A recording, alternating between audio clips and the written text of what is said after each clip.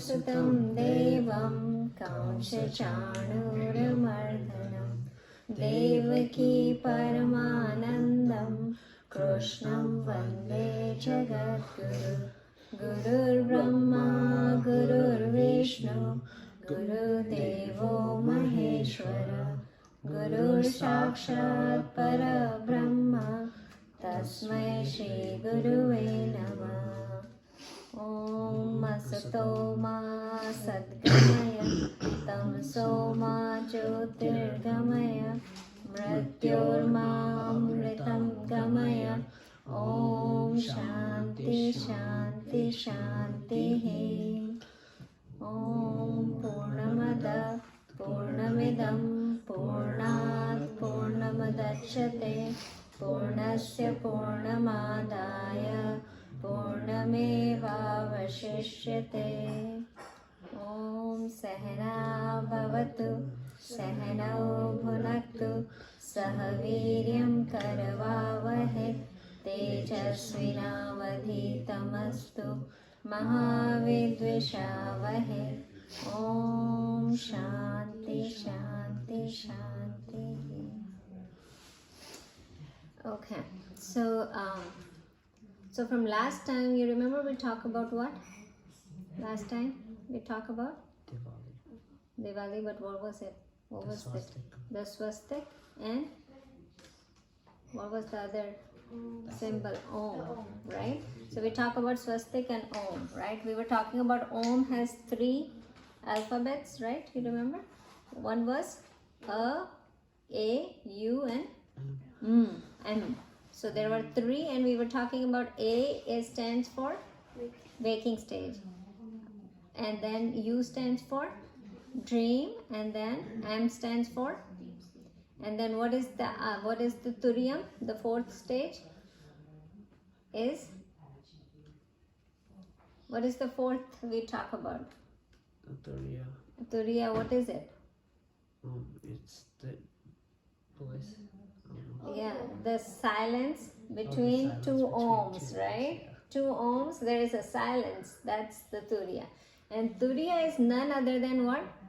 Consciousness, Atma, right? So Turiya is the consciousness. The Turiya word means 4th, but it is not the 4th stage.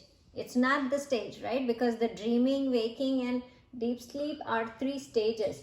But the 4th one that we talk about, Turiya, is not a stage. What it is the consciousness that flows through all 3 stages, right? So that's the Turiya. So Turiya is none other than consciousness. So if I talk Turiya, consciousness, soul, Atman, Brahman, everything is, everything is same, right? There is nothing different. Like when I say all these 5, 6 names, they are all synonym. So they are both all together. So that's what it was, right? That's where we left. Now, going back to our Gita, so we were on chapter number 4. Who will tell me the name of chapter number 4? Yeah. Gyan karmas. Sannyas. Sannyas. Gyan karma sannyas. Yoga. Yeah. Well, in English it's like the yoga of renunciation. Yeah, yoga of renunciation. Action and wisdom, right? In wisdom. Can I get my notebook? What is it? Can I get my notebook? Please, so. Sir, you should always remember to bring it in your classroom, your notebooks. It might be in the office room. Okay, so that's what we were studying about, right? We did 1 to 8 slok, and where we left at those 2 main shloks, right? Where God says that I come every time when there is what? Decline of righteousness, right? When there is decline in righteousness, I come and do what? I do Destroy the evil and help the righteous people. So help the virtuous, help the righteous people, destroy the evil, wicked, and then what is the third thing? Re-establish the dharma, right? The religion, and re-establish it. If it got very bad, then he comes and he re-establishes. So these are the 3 things he does when he comes, right? So he talk about that. Now he already differentiated. We already talked about differentiation between human and incarnation, right? So we are talking about Krishna Bhagavan and Arjun, or us and God, right? So there, what is the difference between reincarnation and or incarnation and human, right? So we are born because of to exhaust our karma, right? There is a karma that we have to exhaust the results of the karma. That's why we are born. Incarnation, never born. They are appeared, and they appear for all these reasons. When there is decline in righteousness, they appear. When they have to protect the righteous people, when they have to destroy the evil, they appear, right? So there is no karma related to incarnation, but for us there is karma related. For them, whatever they do, there is no karma in and out, that oh, there will be a consequences of any deeds they do, because their life purpose is different, right? We are born with no purpose in our life, and we just get into the karma, the circle of our karma, what we do right, what we do wrong, and then we get consequences of it, right? So that was it. Now we will go to, so we did 6th and 7th and 8th shlok, right? This was the thing. Then we will start from shlok number 9th, right? So 9th, you guys are ready? Open your Gita to shlok number 9th, chapter 4, shlok 9. Nanu, as you are the first one to open the book, let's go with you reading the shlok. He's the one. The 9th one. He's I not know. the You read the 10th one after that. Oh, Krish, show him. You can share with them. Okay. Jananu.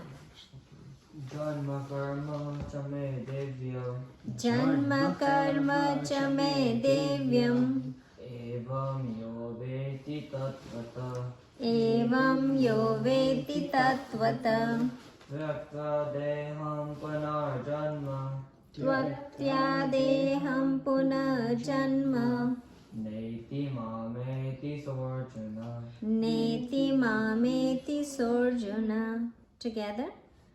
Janma karma cha me devyam evam yo veti tatvata tyaktya deham punah janma neti mameti sorjuna. So what he is saying, Arjun, one who knows my divine, my birth and my karma, janma karma. So one who knows that my divine, my birth and my actions, both are divine, right? So the person who knows that my means, Krishna Bhagavan is talking about himself, right? My birth and my action, both are divine. In reality, if that person knows this, then what happens to that? Such person ends his or her life with getting freedom. So there is no birth and death cycle for that person, and he comes to me, right? So now he's talking about a big thing here, right? He already informed that he is incarnation, right, so far, and now he is saying that the person who understands that my birth and my actions. So what he's talking about, his birth and his action. Janma and karma.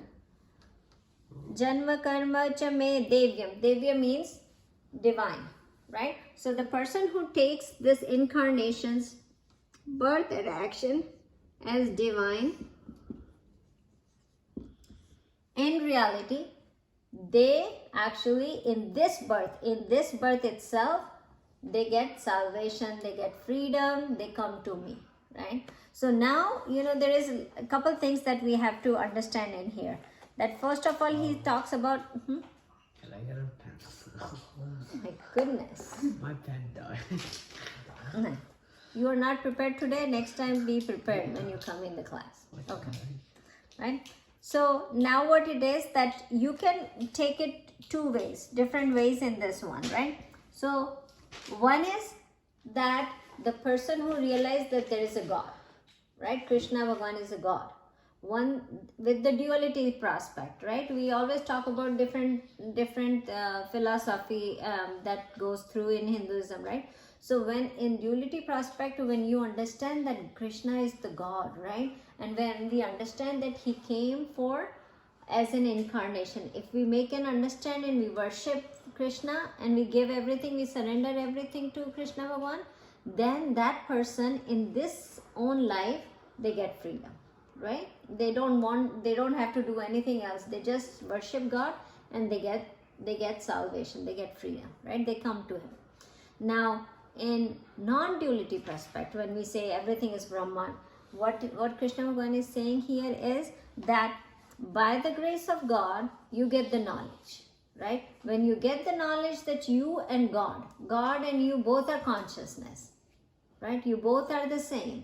When you understand that reality, that his birth is also consciousness and you yourself is also consciousness, none other than you are not the body, you are not the mind, you are not this, you are this consciousness and God is also consciousness. When you understand that, then what happens is you in this own life, you get moksha, you get salvation, you get nirvana, right?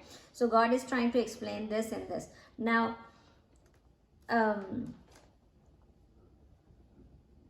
so what happens is, the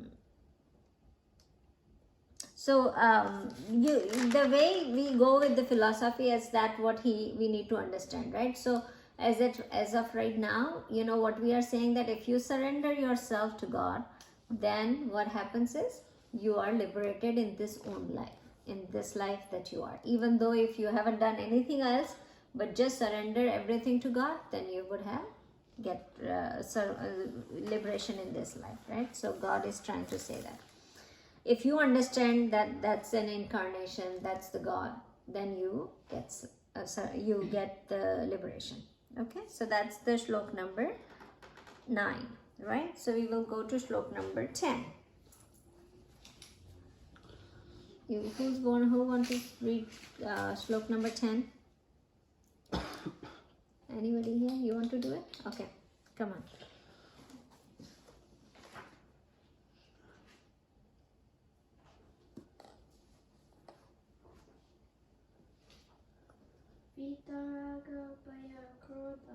Vitaraga bhaya krodha manmaya manupashita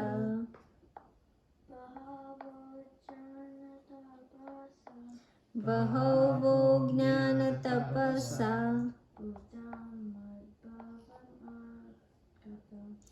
Putamadvagamavata. Together. Vitaraga bhaya krodha manmaya manupakshita Bahavo jnana tapasa Putamadvagamavata. Okay. So in here what he's saying is, I will go from the second part of the first shlok, because we will come back to the first part of the shlok. Vitaraga bhaya krodha, we will talk about it. But first, manmaya mamu pakshita. So we're going to talk about that first. So the person who filled with me means who is surrender everything to me, filled with me. Like you are filled, like every action that you do is filled for God, right? I do every action that is, I'm devoting it to God. So the person who is filled with me, right? Then second step is get refuge in me, right? So it is filled with me, then refuge in me. So manmaya, then mamu pakshita, bahavo jnana tapasa. They are purified, right? After, if you are filled with God, you surrender, you get refuge in God, then what happens is you become pure. Your heart, your mind become pure. And when you become pure, with the pure heart and mind, when you are ready to get the knowledge, penance of the knowledge, you get the wisdom. And then when you get wisdom, you are free from Vitaraga bhaya krodha. Vitaraga bhaya krodha means free from passion. Passion means the rag and dvesh. Rag, dvesh means likes and dislikes, right? So you are free from likes and dislikes. Bhaya. Bhaya means freer. You are free from fear. And krodha. Krodha means anger. So this person who is filled with me, have refuge in me, get purity of mind and get the knowledge, that becomes free from likes and dislikes, free from fear, free from anger. So that person becomes free from anger and fear. So that's what he is trying to tell in this stroke. Now look at that. So let's talk about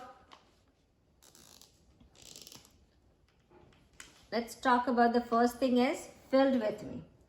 So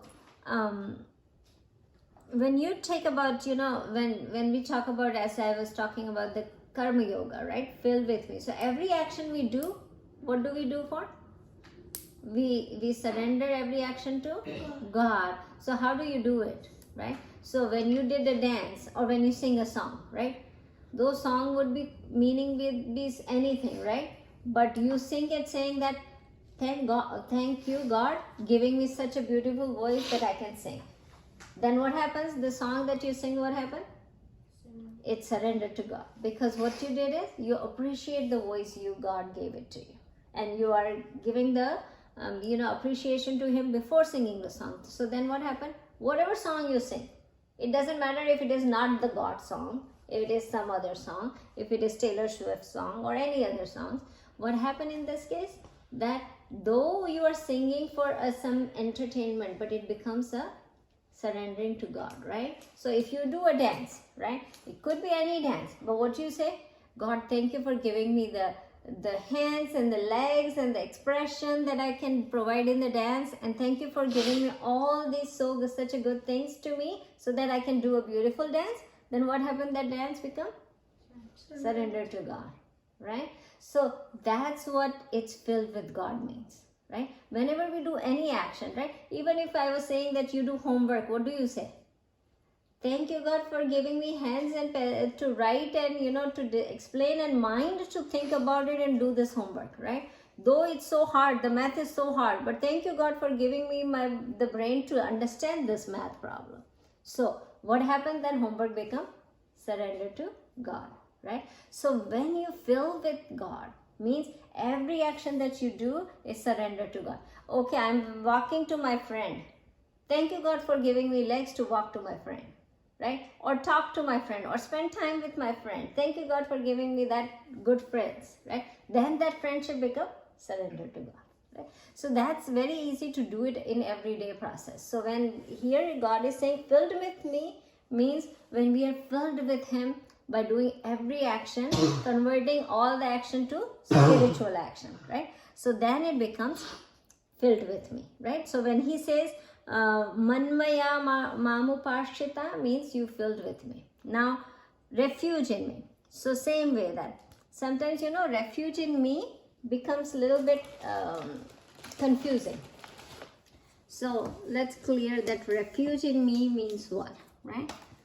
So when we talk about refuge in me, there are two things that when sometimes we talk about everything happens with God's grace, right? Everything, if God's wish is there, things will happen, right? If God wishes there, I will get 100, I will get A's, or I will get A+, right? And we all sometimes says that everything happens with God's wish, then let it be like that, right? If God's wish is there, God's grace is there, I will get it. If God's grace is not there, I will not get it, right? And then there is another thing, free will. I will introduce this concept. Free will means what I want. Free will means my will, right? I should have a free will, right? So there are two different concepts that we have to understand. If you have a God grace, then you will say, oh, I don't have any will, right? Then it's all God grace, right? All God will do it. I will not have to do anything, and whatever God will do it, I will surrender it to it, right? And I will keep doing it, right? And then there is a free will, means I know what to do, what is right and what is wrong. I should know and I should will it. Like I want A plus, then it's my will. It's not God's grace, right? So sometimes we think they are opposite words to each other, right? Free will and God's grace. But here is the thing. Always understand, there is always free will when it comes to karma, right? If you do good, you will get good consequences. If you do bad, then what happens? Bad consequences come. So whenever you think about free will, is your will if you want to be a good person or a bad person, right? If you want to do good or bad, it's free will, right? Then it becomes karmas, right? But then God grace is always there to show you a path. God grace is there, right? Now I will tell you that you want to get A, you want to get A plus, but God's grace is there that you have a brain to get A plus. You study so hard to get plus. So it is always mix of both of them. Never take it like saying, oh, if I have a free will means there is no power on God. Or if there is all the power on God, then I should not do anything. It should not be like that, right? So first of all, God grace has to be there, but also your wish, your effort should be there. It's not always God grace, right? Your effort is needed, right? When we do that, okay, if God will tell me to do something, I will do it. Otherwise, I'm sitting on the couch not doing anything, right? Because God grace is not on me. That's why I got B or C. If God grace will be on me, I will get A's. Or God grace will be on me, I will learn a lot of good dances. If you don't go on practice and don't do practice, will God grace on you? No, you have to learn it, right? So God grace is there, but you have free will also to go and learn, right? Efforts is needed all the time.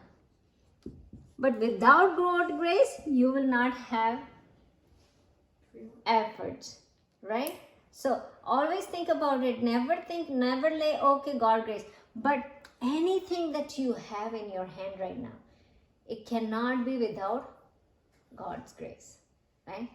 God could give you nothing, right? Why is God bothered to give you everything? But He gave you everything, right? So there is God grace, but there is free will also. So you have to make sure you understand both of them separately. So when we do refuge on God, don't do refuge on God saying that it's nothing in my hand. I should just refuge in God and say, okay, I will say Om Namah Shivaya, Om Namah Shivaya, and give me 100 points. Om Namah Shivaya, God give me A plus. Om Namah Shivaya, God give me A plus. That's not going to happen, right? Om Namah Shivaya, you have to have a God grace, but you have to have your efforts too. So when you talk about refuge in God, make sure you understand your efforts is needed too, right? So that's one thing. Now what happens is when we have, first of all, what we surrender ourselves with the God, means we fill ourselves with God, then we refuge in God. Then what happened? The purity, puta, jnana tapasa. So with the purity of mind, you got the purified mind after doing those two. So again, think about that. They talk about karma yoga, right? What does it make? It purifies your mind.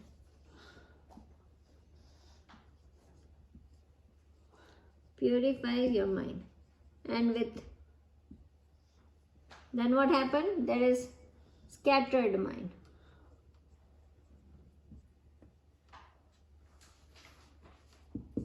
Right? It's very much distraction, right? We got scattered mind. We got purified mind, but now it's scattered mind. You remember this whole algorithm we did, the matrix that we did? So now you got scattered mind, right? Now scattered mind and so much distraction, right? These TikTok reels and this what is that? The YouTube short. You can play that all day long, right? You can scroll up all day long to watch them, and they're never ending.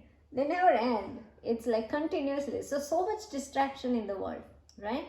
So many things that's going in surrounding of us. So how can we take our mind from all those things and settle ourselves down, right? So So with the Karma Yoga, which we said fill with us, then we said refuge in God, that makes the scattered mind, which is concentration of mind. After refuge in God, we get concentration of mind. With purified and concentrated mind, what happens? We can get the knowledge. And when we get the knowledge, what God says, then when you get the knowledge, what happens? You are free from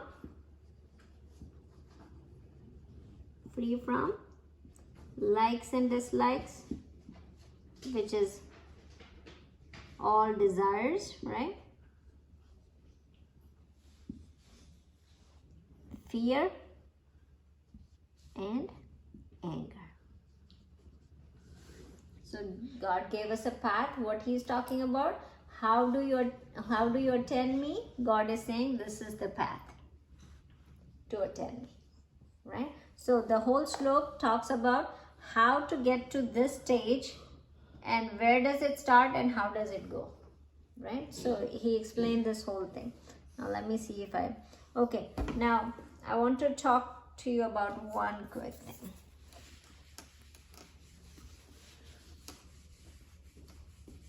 So when we talk about purifying our mind, or purifying our heart, making it pure, there are 3 levels of impurity that comes in us. 3 levels of impurity that is in us.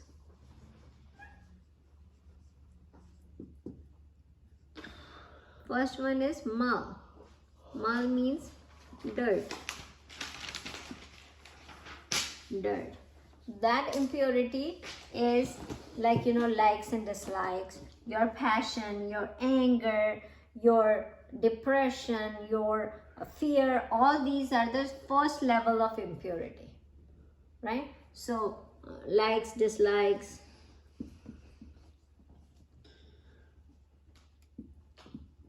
your passion, your fear, anger, all these are first level of impurity, which is on the outside. The sense and sense objects meet, all this impurity comes. So it is on the body level, right? It's on the body level because senses are on our body. So these are the first level of impurity.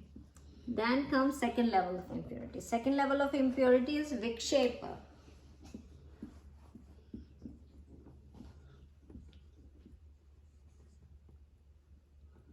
Vikshepa. Vikshepa is second level of impurity, which is scattered mind, right? So distraction.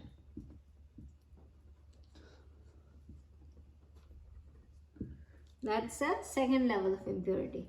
The third level of impurity is avarana.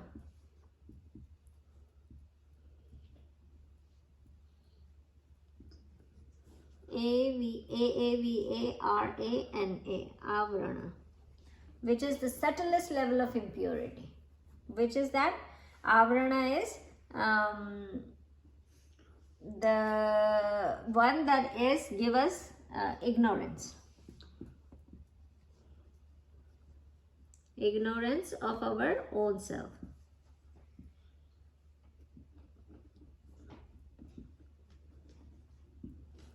That's on that we getting knowledge, and we remove this. So dirt, all these are removed by Karma Yoga.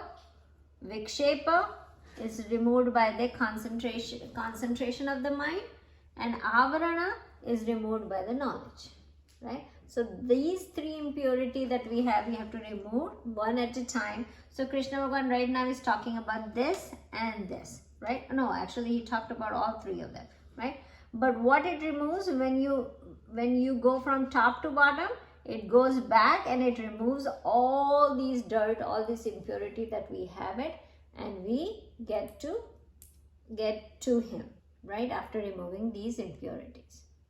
Got it? Okay. So now what the God is saying, attaining the stage, the Magatam means attaining the stage of him, state. So Krishna Bhagavan is talking about his own state. So he's not like, if you are a dualist, which God is supreme, right?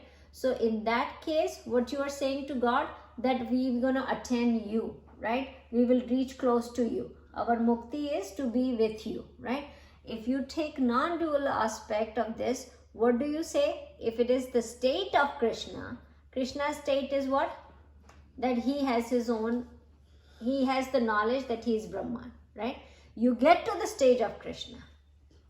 So you get to the stage where you know that you are consciousness. You got this part? Krish, what does that mean?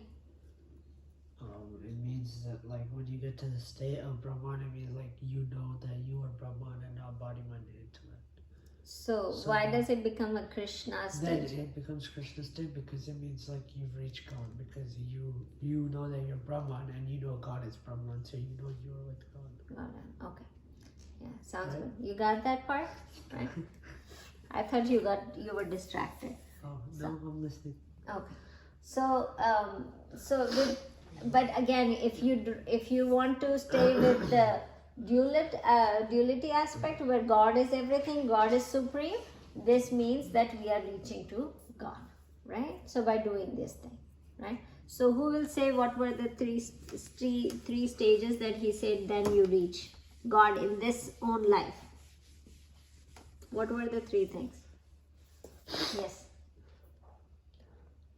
Dirt, Mal, which is dirt, Vikshepa, which is scattered mind, and Avarana, which is ignorance. Yeah, those are three impurities, right? But what are the three things that he said? That you get to these three things and then you reach me, you attain me. What were the three things? Yeah, Wait, Krish. get to the three things.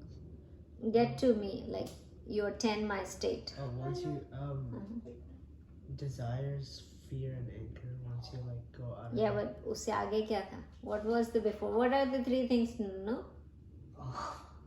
Knowledge, concentration, Oh, and something else.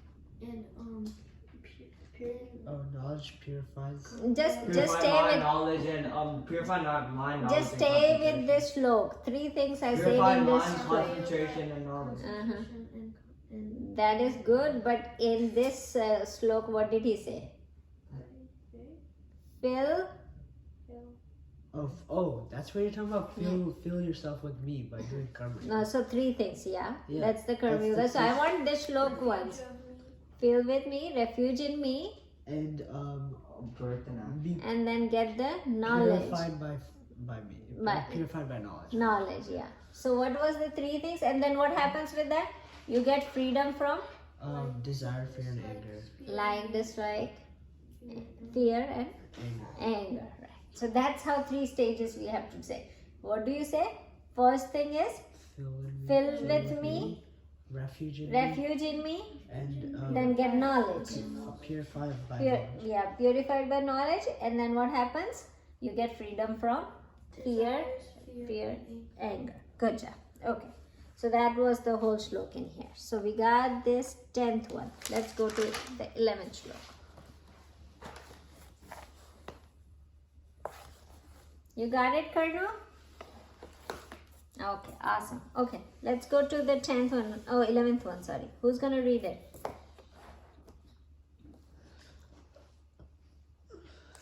Krish, you want to go?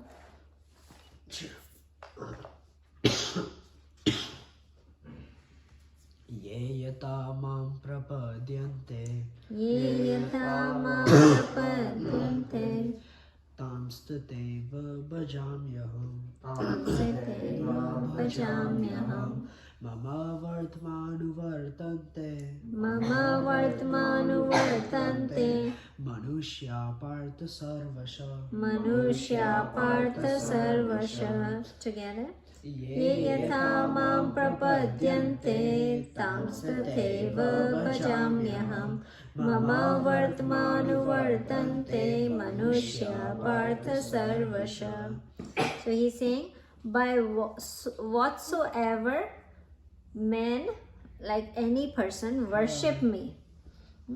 By whatsoever a person worship me, I accept and respond in every way, right? So any way you worship God, He accepts that. Even if you do, like you take Krishna Bhagwan, give them bath every morning, then put some garland on Krishna Bhagwan, do some puja, or you sit down and say, Krishna Arpanamastu, Krishna Arpanamastu, Krishna Arpanamastu, or you surrender all your action to God, or you get the knowledge that Brahman stage is what. Any kind of worship you do, God is saying, I accept and I respond. But now the bigger picture is, how many of you want to, so then the person will say, okay, then give everything, and God gives everything to everybody, whoever, whatever they ask, right? So, but bigger picture is, how many people come and ask for moksha? Not many, right? We are only, 6 people here who is talking about let's get to the moksha, right? 5, 6, 7 people, right? How many people in the world ask for moksha? Not many, right? But there are many people who ask for worldly things, right? How many people go to temple and ask, oh God, give me this, give me that? Many. So most of the people go for God and worship God for worldly things, right? Oh, give me some money, or Krishi ye band ho gaya. Give me good health, right? They might be waiting, Raja. 2 seconds. Moksha.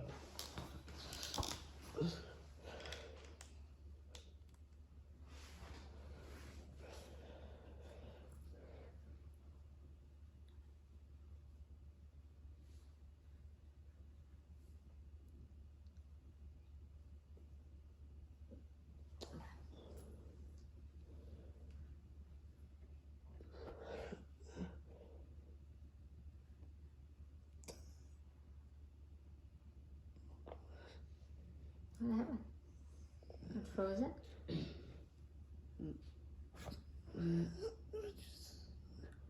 I want this.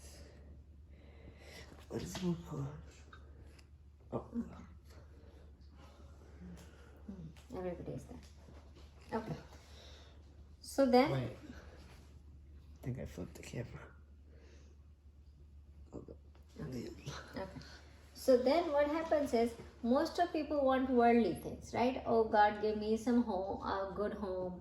God, give me good husband, good wife, good wealth, good, children's, good education, fame. So all these things are being asked more. Now, God is not saying that those things are wrong, right?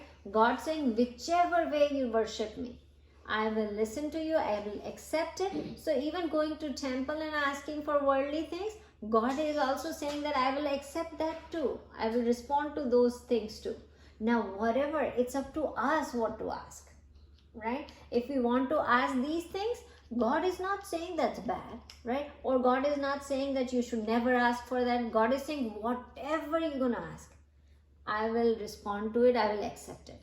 So people who are going to temple and worshipping for even worldly things, it's good. God accepts that also, right? And even if you ask for moksha, God accepts that too, right? So anything that you ask in this shlok, God clearly says that whatever you're gonna, whichever way you worship me, I accept and I respond. The person who is on path on me. Now, every time there is some sorrow comes and you run to God and say, God, please take the sorrow away, and then there is happiness and you don't even go to God, then I don't know how much He will listen to that part. But anytime, every day you are worshipping God, then whatever, even if it is for worldly purposes, God listens to you, right? Every day if you are on the path of God, God listens to you and respond to your prayers, right? So that's what God is saying here. Now, yes, Sia. So, how long do you need to pray till like it happens? So it happens every day. Probably we don't see it. We might see it, like, I would say we might see it in, oh, you know what? I was asking to God this thing, and see, it is happening. We might say it later, like ages later. I want a very good education. I want such good education in my life. So probably now you don't see it, but you worship God every day. Give me good education, give me good education, give me good education. Every day you are doing that, right? When you are educated later on, after 20 years, when you are doing you finish your college and everything, and you look back and you say, oh my God, seriously, God gave it to me. I'm such a good educator because I ask him all my time to education. So there is no particular time to that. Like, okay, I will listen. What God is saying, every day you have to be on path of it.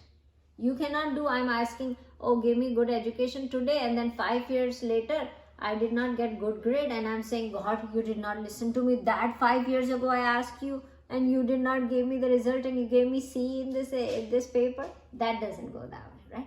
You have to worship him every day, right? So what he's saying, that every day when you are on path of mine, like follow my path, which is worshiping me, then you will get it, whatever you want. But you have to do every day, right? Every aspect of your life should be in it, right? So that's what he's saying. Now you remember there is God for, I want you to understand that, I think I made this before too. God for my life, right? A lot of people approach this way, right? God is for my life, to make my life better, right? So what happened, this is lower religion. Lower religion, right? What is it? Oh, God is the convenience to make my life better. Like what? Like dishwasher make my life better because dishes are being washed. Like washing machine makes my life better, right? It becomes a little easier. Same way, God is for my life. God is convenience. Whenever I have a bad things going on in my life, I go to God and ask God to fix it, right? So that is lower religion, right? When it should be, the approach should be my life to God. My life for God.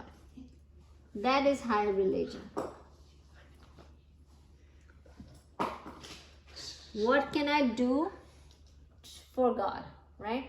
What can I do, my work that could go towards God? Then the life becomes higher religion. Then it becomes more spiritual. This is spiritual. Until here, it is religion.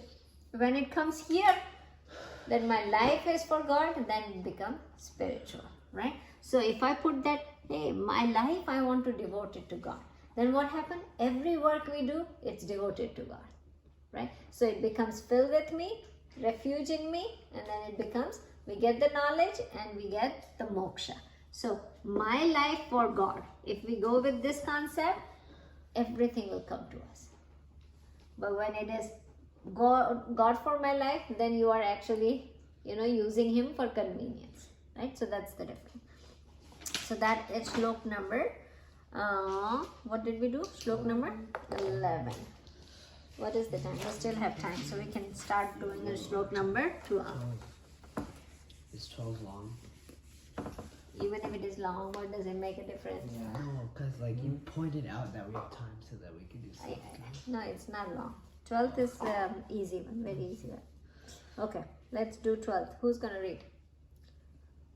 No? All eyes are on.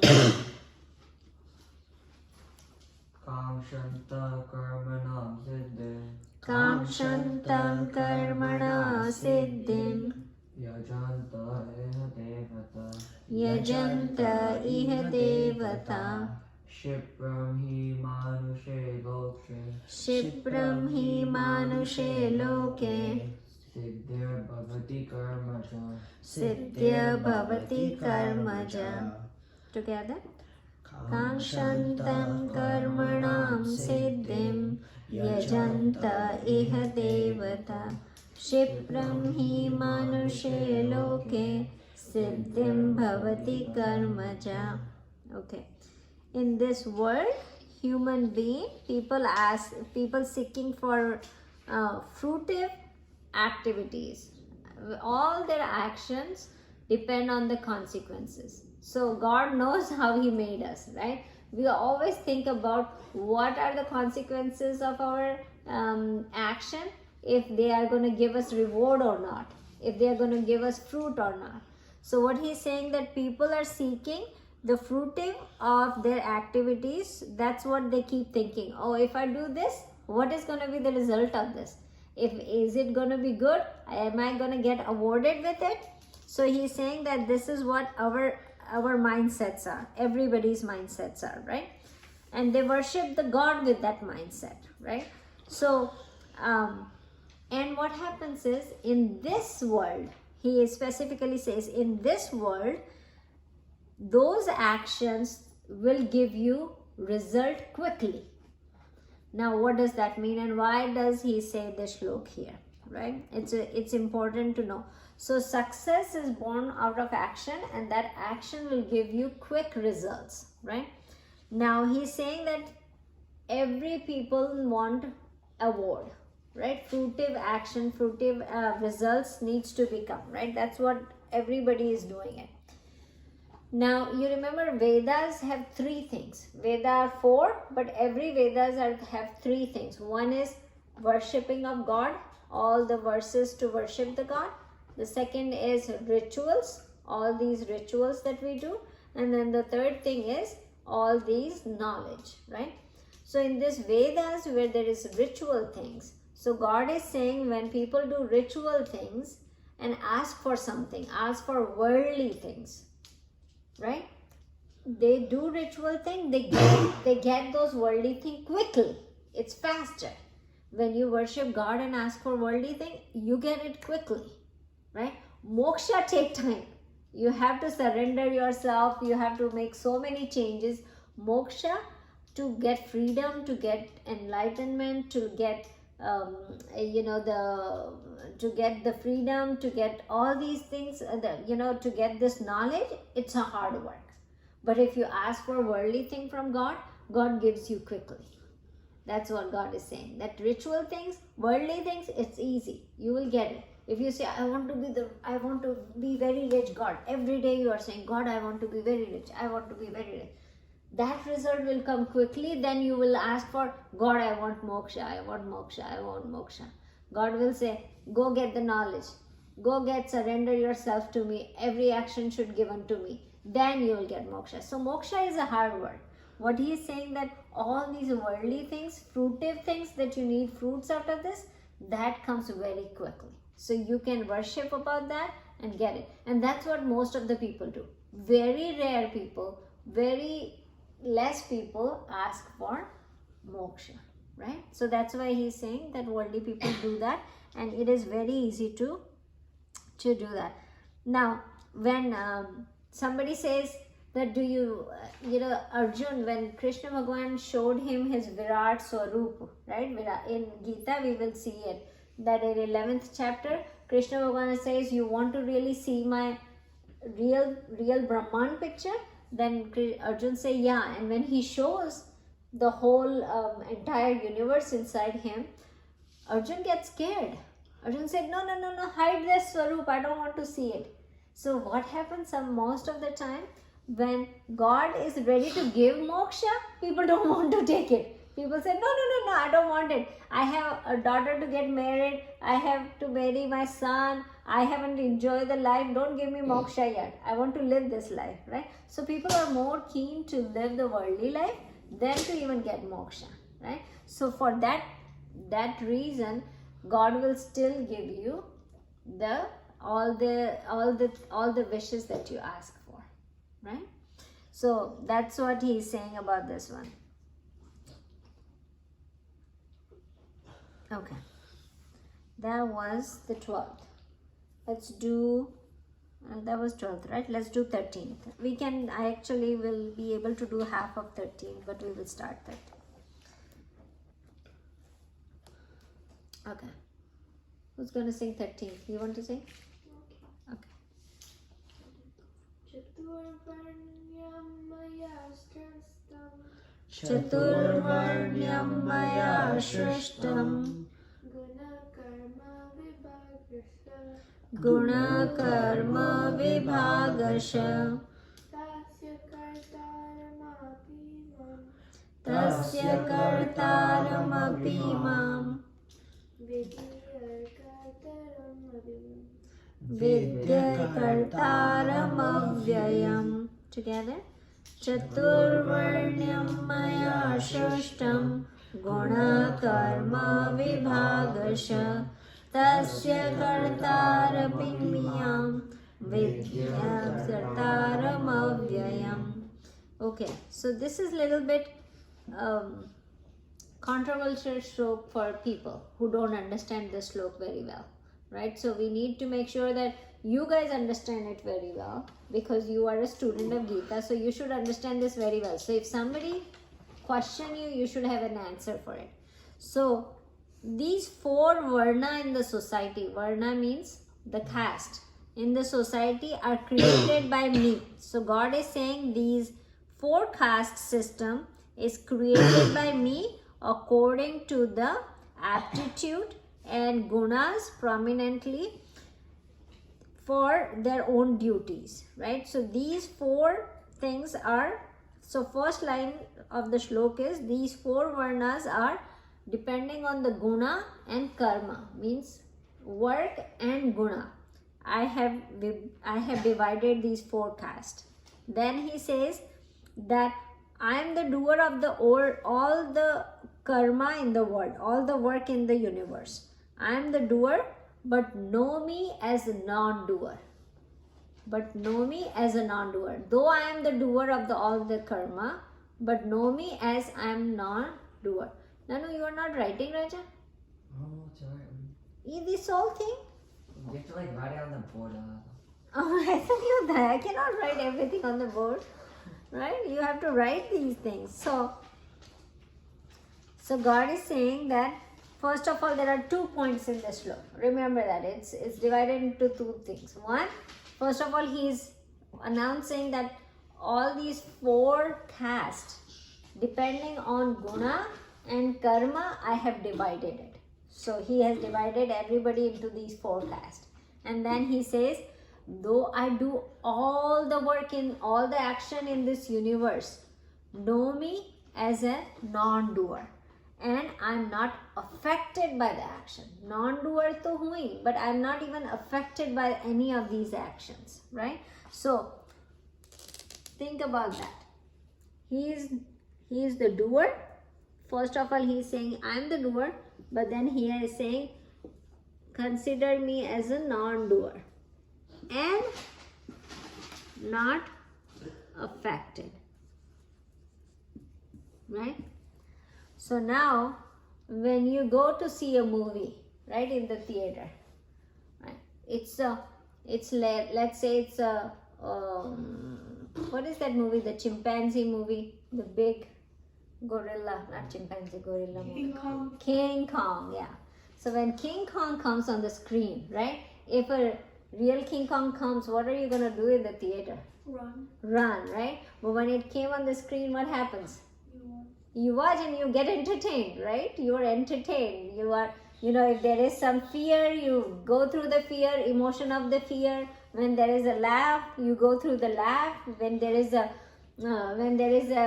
fighting, you go through that fighting scene too. You go through those emotions in the movie. But are you affected by that movie? Were you like you are sitting there in the theater?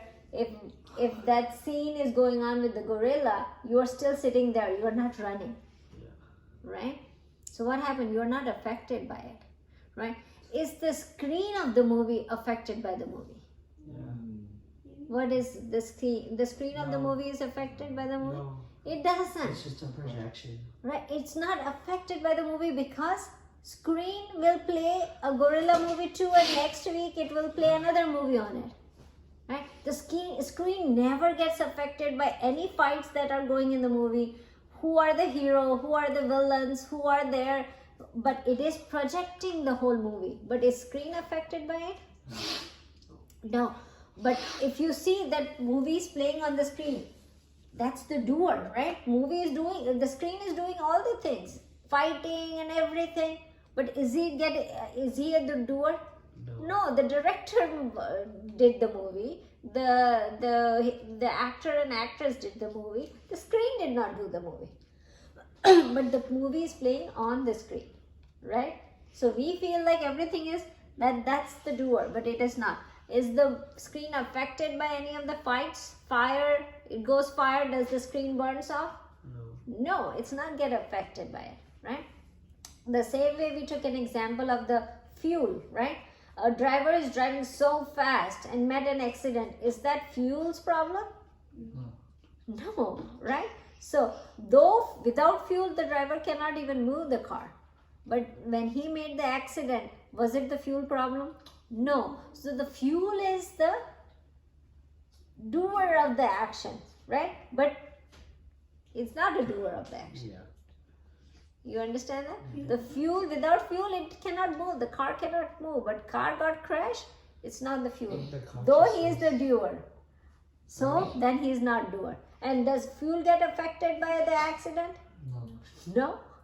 It is not even affected by the action, right? So God is saying, though I am the doer, I am giving you in lights and everything, the sunlight coming through me, everything. I am actually a charioteer right now, moving your thing.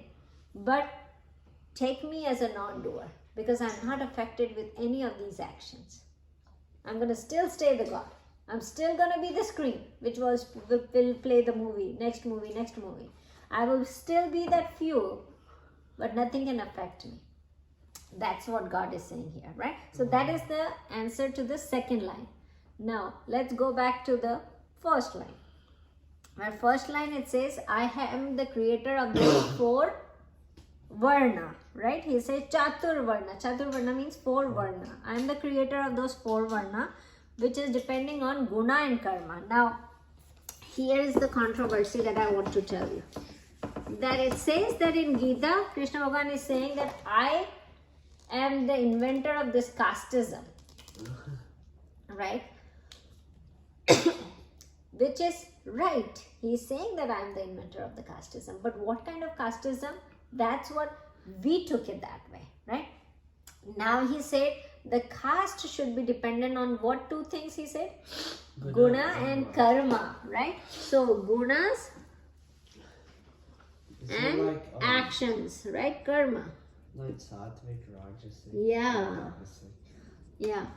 So the caste, the four varna is not which varna are you born in. In India, what happens is, if I am Brahmin and my kids are born, they are Brahmin by itself, right? Then you are in Brahmin class, Kshatriya has kids, that's going to be Kshatriya in their role. So in India, what happened is, they made it like a, the varna means the caste depending on the birth. Where are you born, right? And here, Krishna Bhagavan never said that how you are born, that's what your caste is. What Krishna Bhagavan is saying, what are your gunas and what are your karmas? That's what determine your, which varna are you in, right? So what are the four varnas, you remember? Anybody? Brahmin, Kshatriya, third, Vaishya. Vaishya, Yeah. fourth, Shudra. Shudra. So four varna given, right? Now let's take these four varna and describe how gunas should impact these varnas, right? What guna they should have. So what are the gunas? What are the three gunas? Rajas, Sattvic and Tamasic. So there are three gunas. Sattvic, Rajasic and Tamasic. Right? And then we will take action again. But look at this one with gunas first. Yes, right. What is the fourth varna? Shudra. You can, in some it says Shudra, some it says Shudra. So you can write any of them. Okay, so now Brahmin. Let's take the first one. Brahmin are the people who are not, you know, what happens is it's not just that they should be teacher and they should be knowing all the Vedas and everything. In this, guna means first of all the characteristic of them. So usually they are intelligent, right? Introvert. They have what do you say? Calmness, right? So they have calmness, they are intellect, they have serenity, they have some quality of discipline, sense, they are sensitive. So all these characteristics comes in Brahmin, right? They have pleasure too, but little bit refined pleasure. Refined pleasure means they will like music, classical music more than hip hops and all those things, or they will like good literature books rather than any story books, right? So they will have a little bit refined pleasure even if they have pleasure. So in these guys, sattvic is the most, then come rajasic, and then comes sattvic. So rajasic and tamasic are little less, they have more sattvic guna.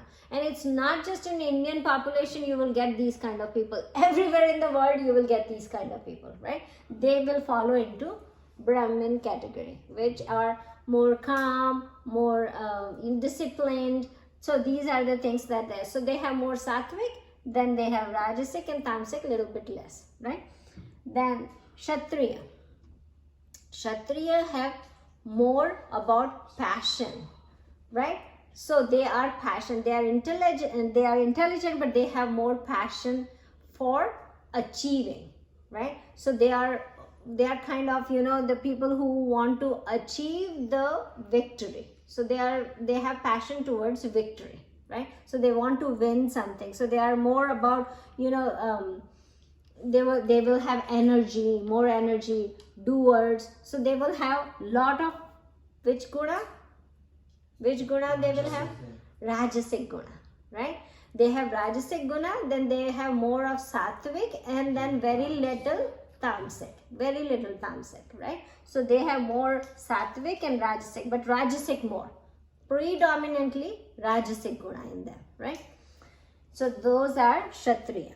Now, you know how they will not like to go and read books in the library. They said, you know, what to read in history, you have to make histories. Those kind of people are Kshatriya. They want to make history, they don't want to read history, right? So those are Kshatriya.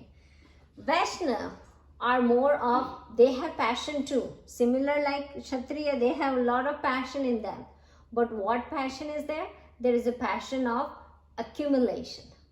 Like accumulate wealth, accumulate things. They don't have a passion like Kshatriya for achieving victory. You know, they don't want to be victorious. Vaishya doesn't want to be victorious. If they are not being rich, they will not take a victory, right? So more of accumulative part. Now what happened? They have rajasic too, same as Kshatriya, but then they have more tamasic, more weightage than sattvic, right? So this one has more sattvic, then little bit rajasic and little bit tamasic. This one has more rajasic, then sattvic, then tamasic. Vaishya has more rajasic, then tamasic, and then a little bit sattvic. Right?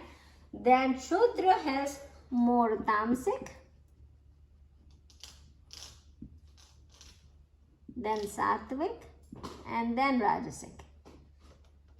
So these are the guys who are little bit, you know, they don't want to do extra work, right? If why would I have to do lot of assignments? I don't want to do lot of assignments. If I don't want to write lot of papers, why would I write lot of papers? I don't have to do this. Why I'm doing this? I'm content with, even if I get B's, I get C's, I don't mind it.